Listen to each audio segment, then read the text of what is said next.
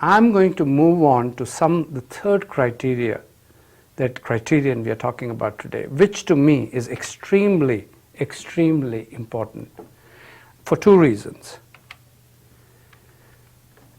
One, it's used even more now. I mean, almost as much now as it was 40 years ago. And it competes with NPV in the proportion of people, even in the developed capital markets, who use it. It's called the internal rate of return. I want to spend a lot of time on it and emphasize it similarly as I did with NPV. I kind of went quickly over payback because I recommend very strongly don't use it. Okay? However, I think IRR is used almost as much, or in fact slightly more, than NPV.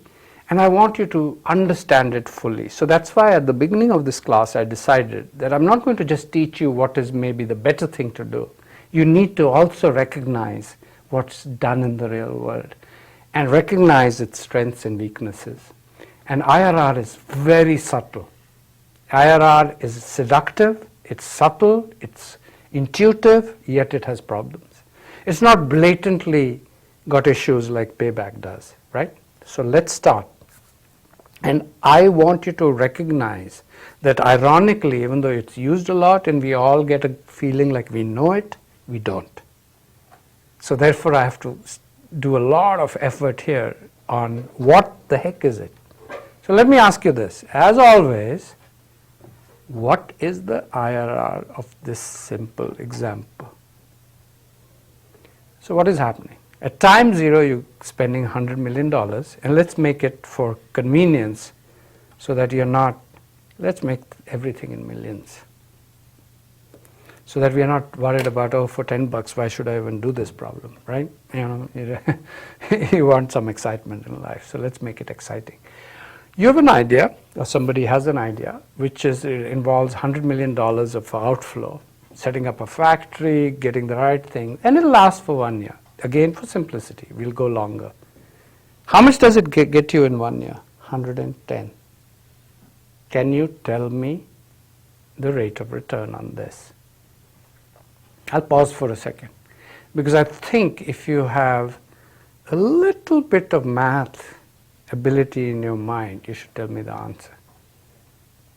The return, everybody intuitively understands. It's how much did you make on the investment you put in. So look what you'll tell me. I think almost all of you will tell me the answer is 10%.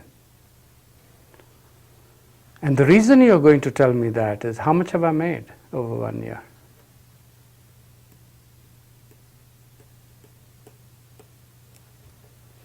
Yes?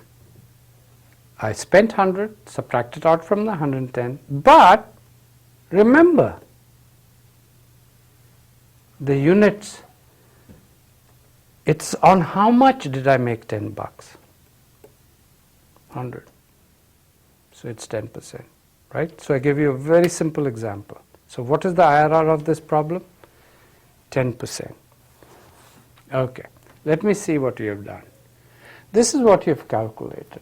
I'm just reflecting what you did in your mind. And I think this is an excellent way of teaching IRR that I found over the years, rather than just throwing a formula at you. I think I cannot say it often enough, how just a little bit of insight on how to teach or how to understand something yourself goes a long way. And I follow a simple principle, which I hope I'm reflecting in everything I'm doing.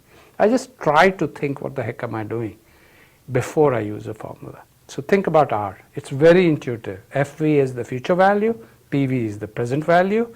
You subtract the present value from the future value, and what is the present value? It's a negative number because I made an investment of 100.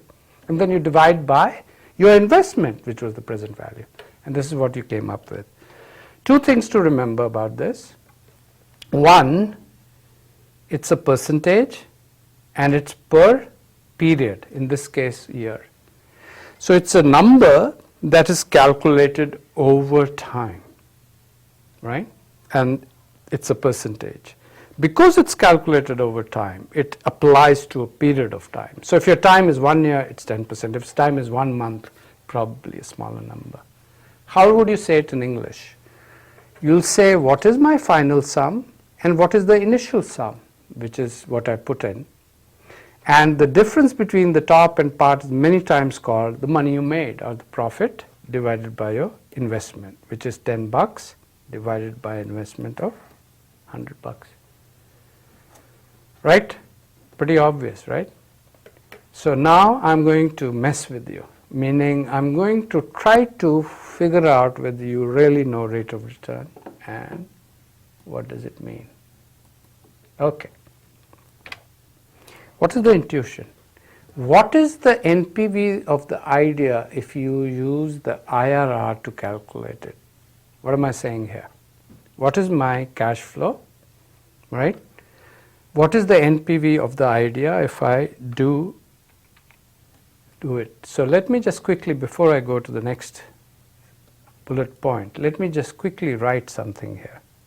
The NPV of the idea would be minus 100 plus 110 divided by 1 plus R, right? Why am I dividing by 1 plus R? Because I want to bring the 110 back. The question I'm asking you is, you calculated your IRR and you put it in here, 10%. What do you get? 0. And this is very important because I'm going to use this formula later. So see what IRR is doing. If I use my IRR to calculate my NPV, the answer should always be 0. And the reason is very simple. The internal rate of return is called internal rate of return because it only needs one thing to calculate it. Remember, to calculate NPV you need two things. You need 100, negative 110. But for IRR, to calculate it, look at this. All I needed was the 110 and the 100, which is the cash flows. So that's why it's called internal. It's internal to the idea. So when I calculate a 10% rate of return and use that same IRR, which is based on the cash flows, to then calculate the NPV of the idea, what am I using?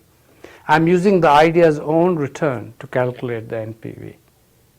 Is that right? Answer is obviously not. Why? Because if I use my own rate of return to calculate my own value, I'll come up with where I began, 0, right?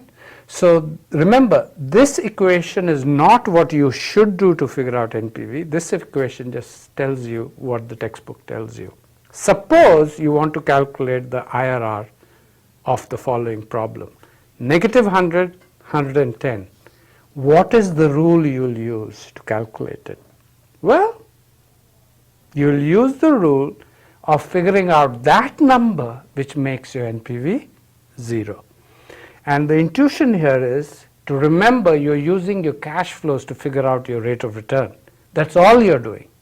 And it's a mechanical process of calculating. So let's use this a little bit. What does this tell us? Negative 100 equals negative 110 over 1 plus R. So both sides have become negative. I've taken this to the other side, which implies R is equal to 10%. So this is a rule of thumb we use in calculating R. In this example, it's very straightforward. So let me ask you, let's do a simple exercise. In this example, suppose I don't know my IRR. The first number to start is what? 0. Try 0. What will you get? Minus 100 plus 110 divided by 1 plus 0 is 10 bucks and it's not equal to 0, right? Then try a higher number. It's called trial and error, which the laptop or the computer will do to figure out your rate of return. But it's such a simple problem. You don't need Excel to do it, okay? So I'm going to now ask you, is this idea a good idea? Sorry, there's a little bit of overlap with my writing, but we'll manage. Is this idea a good idea? Which idea? An idea where I spend 100 bucks and get 110. What do you think? I hope you say you don't know. Because a lot of people will turn around and say, very cool idea, 10% rate of return. But the tragedy of IRR is that it has no benchmark built in. There's nothing that tells me whether the 10% is good or bad. So let me bring in that thing that I've asked you to put away at the back of your head, risk. Right now we are ignoring risk, so it's becoming difficult to internalize this. But suppose the risk of this business is such that even 20% rate of return is too low. Is this a good idea? Maybe not, right? On the other hand, if the risk is so low that you're a genius, you're able to create 10% rate of return, it's a good idea. So here's the question. What if others in this type of business are making 8%? Tell me, what is this 8% now? What do I mean by others in this type of business making 8%? This is called R. Remember? If I want to calculate the NPV of this idea, it is what others are doing who are my competitors in a similar business. That is to be used as my discount rate. Now tell me, what will you do? Is this idea good or bad? It's a great idea. Why? Because I'm making 10% and everybody else is making less. What should happen? Money should flow to me, not just mine, other people's. Is that clear? Why? And please do this. What is the NPV of this at 8%? And you'll find it's greater than 0. I'm not even going to do it. You can do it visually. Minus 100 plus 110 divided by 1.08 has to be a number greater than 0. Because at 1.1, it's exactly equal to 0. Now let me throw in a little curveball here. Suppose instead you made a mistake, your analysis wasn't right. You go and try to figure out, did I get other people in this business right? Did I measure their return right?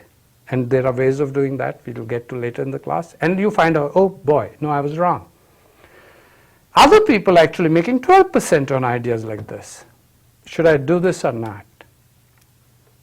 No, because others are doing better than I am. So R, in this case, is greater than IRR. Don't do it. And you'll find that NPV is less than 0. So the important element in all of this is to remember that if you calculate an IRR of 10%, it doesn't mean anything in isolation. So the first thing to remember is doing an IRR calculation just requires you to know your business well. It's internal to your business. All it needs is your business's initial investments and future profits. However, it's not telling you anything because there's no benchmark.